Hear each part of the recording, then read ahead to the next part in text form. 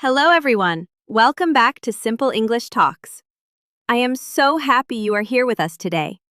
Whether you are listening for the first time or you are a regular here, we are really glad you joined us. Today, we have something really useful for you. We are going to talk about real-life conversations that you can use every single day. Not textbook sentences, real English. The kind of English you hear at the store, at work, with friends, and at home. These are the kinds of conversations that happen around us all the time. And once you feel comfortable with them, everything in your English journey starts to feel easier. So sit back, relax, and get ready to practice with us. This is going to be a great one. Hey there! It is so great to be here. I was just thinking this morning about how many times we use English without even noticing. I ordered a coffee and had a whole little conversation at the counter. And honestly, it got me thinking. That is exactly the kind of English our listeners need. The everyday stuff. The small moments that add up to real fluency. I also noticed that when I felt comfortable in that little interaction, my whole mood lifted.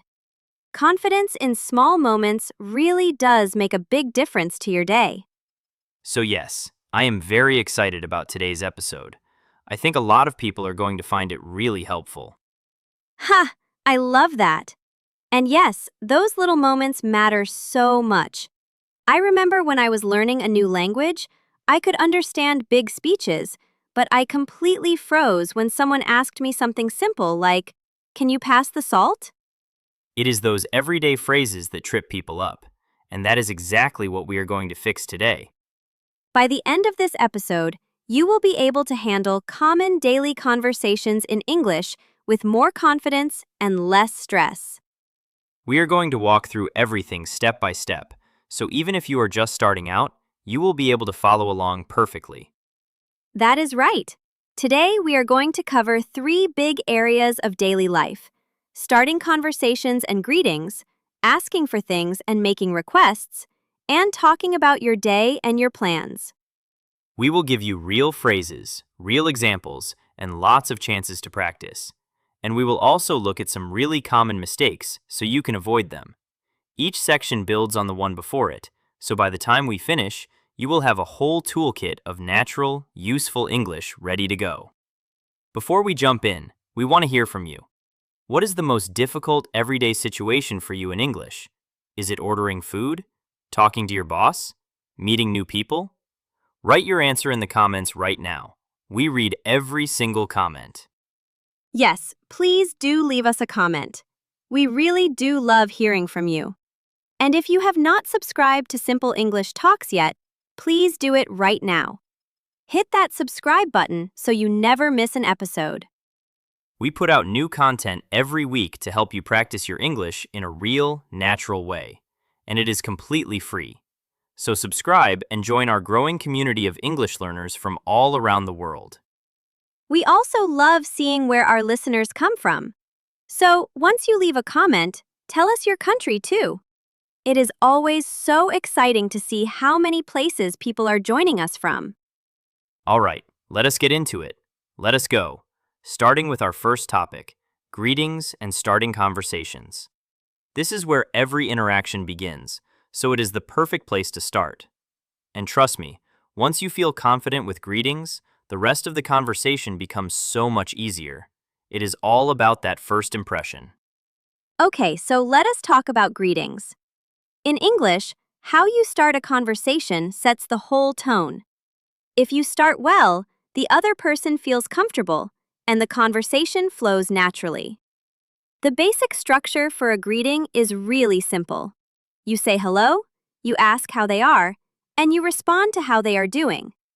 So it goes: greeting plus question plus response. That is it. 3 simple steps. And once you practice them enough, they become completely automatic. You will not even have to think about it. Right. And let me give you a few more examples so you can hear how this works in different situations. At work, you might say, "Good morning. How is your day going so far?" And your coworker says, "Pretty good. Just getting started. You?" And you say, "Same here. ready for the day. With a friend, hey, what is up? And they say, not much, just chilling. You? And you say, same, just got here. At a shop or with a stranger, hi there, how are you doing today? And they say, good, thanks. You? And you say, really well, thank you. See how natural that sounds? None of those are complicated. The beauty of these greetings is that the other person usually follows your lead. If you are warm and relaxed, they will be too. So your energy really matters here. Exactly. And here is something I love doing. I always try to add one personal line to make the conversation feel real. So instead of just saying, I am fine, thanks, I might say, I am doing well, thanks. It is such a beautiful day today, isn't it? That one extra sentence opens the door to a real conversation. It shows you are friendly and interested. It makes you sound much more natural, too. You can comment on the weather, something you saw on your way in, or something happening around you. Anything that gives the other person something to respond to. Now, can you think of a greeting you use a lot in your own language? How would you translate that feeling into English? Try writing it in the comments. Oh, I love that exercise. And what about when you have not seen someone for a while? That is a slightly different kind of greeting. You might say, oh my goodness, it has been so long. How have you been? Or, hey, I have not seen you in ages. What have you been up to? These phrases show that you are excited to see the person. The key word is have been, because you are talking about a period of time up until now. How have you been means, how are things for you during all this time we were apart? And the response is simple. I have been really well, thanks. Just keeping busy. Or, oh, you know, just life. It is good to see you, though. You might also add something like, we should catch up properly soon. That kind of closing line keeps the friendship warm, even when you cannot talk for long. Now let us look at the negative form. Sometimes you might say, I am not doing so great today, to be honest. And that is totally fine. In English, it is okay to be a little honest about how you are feeling in casual conversations. But if you are at work or talking to someone you do not know well, it is more polite to keep it light.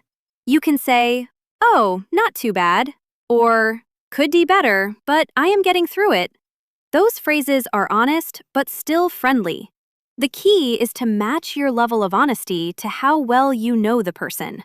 With close friends, you can share more. With acquaintances, keep it lighter. Can you say one of these greetings out loud right now? Seriously, try it. Say, hey, how are you doing today? Say it out loud. It really does help. Okay, so quick summary of section 1. We have got 3 steps: greet, ask how they are, and respond. You can make it casual with friends or more polite with coworkers and strangers. Adding one extra personal sentence makes you sound really natural. And match your level of openness to how well you know the person. Great start, everyone. Let us keep going. All right, section 2. This one is super important for daily life. Making requests. We ask for things all day long. Can you help me? Can I get a coffee? Could you pass that? Could you speak more slowly, please? The good news is that in English, making polite requests follows a simple pattern. You use words like can, could, would, and may at the beginning. These are called modal verbs, and they soften your request and make it sound polite. So instead of just saying, give me a coffee, you say, could I get a coffee, please? See how much nicer that sounds? The modal verb plus please is your golden formula. And here is the great thing. Once you learn this formula, you can apply it to almost any situation. It is like a key that unlocks polite conversation in English. Yes, and here are some great examples you can use right away. At a restaurant, could I see the menu, please? Or, can I get the bill when you are ready? At a store, could you help me find this size? Or, would you be able to check if you have this in stock? At work, could you send me that report when you get a chance? Or, would you mind reviewing this document for me? With a friend, can you do me a favor? Or, hey, could you help me move this weekend? Notice that all of these are polite, but none of them are stiff or formal. That is the sweet spot in everyday English. Polite, but still natural. Also notice how many different situations we just covered. The same structure works at a restaurant, at the office, and with your best friend. Once you learn it, you have got it everywhere. And here is a real-life situation. Imagine you are at the doctor's office and you did not understand something. You can say, "I am sorry, could you say that again more slowly?" Or, "Could you write that down for me, please? I want to make sure I understand." These are incredibly useful phrases. Most native speakers will be happy to help if you ask politely. Nobody is going to be annoyed that you asked for clarification. People appreciate it when you try. Exactly. Here are 3 quick tips. First, use could and would when you want to sound more polite. They are slightly softer than can. Second, always add please at the end of a request. It makes a huge difference. Third, use would you mind plus an ing verb when you want to be extra polite. Like, would you mind waiting just a moment? Now here is your practice moment.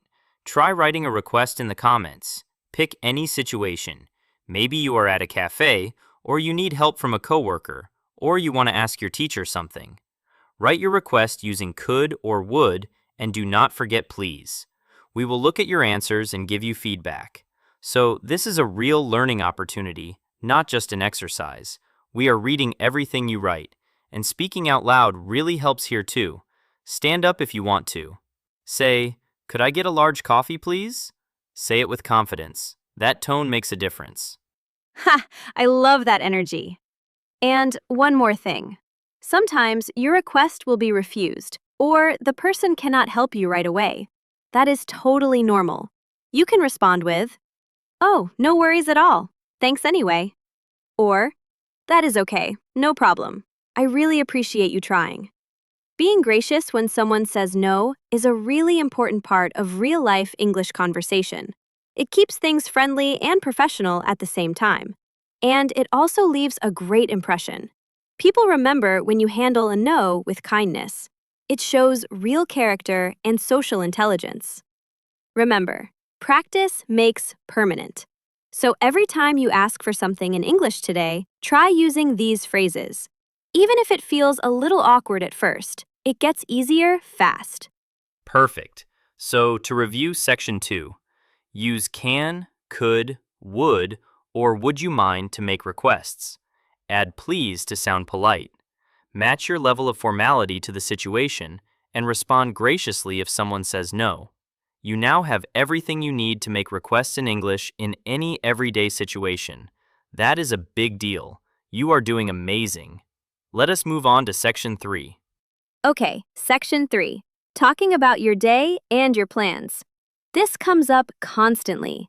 At dinner, at work, with friends. What did you do today? What are you up to this weekend? How was your day? These are questions you will hear almost every single day.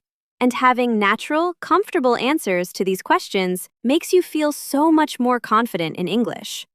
The good news? You only need a few key structures to do this really well. To talk about the past, use simple past tense. I went to the market this morning. I had a really long meeting. I finished that project finally. To talk about plans, use going to or planning to. I am going to visit my sister this weekend. We are planning to try that new restaurant. These two structures together cover probably 90% of all casual daily conversation. Learn them well, and you will sound incredibly natural. Yes, and here are some detailed examples with context. Imagine someone at work asks you, "How was your day?" A simple but natural answer might be, "Honestly, it was pretty hectic. I had back-to-back meetings all morning, but I managed to finish the report I have been working on. Feeling pretty good about it, actually." Or a more casual answer with a friend. "Oh man, it was a lot. I went to the gym, ran some errands, and then I was on a call for 2 hours. I am exhausted. But I am excited because we are going to see that new movie tonight. Have you seen it?" Notice how those answers feel real? They are not perfect formal sentences. They have little filler words like honestly, oh man, and actually. Those words make your English sound alive and natural. Also notice that both answers end by opening the conversation back up. That is the sign of a great conversationalist. You share, and then you invite the other person to share too. That is such a good point. And here's a tip for being polite when talking about your day.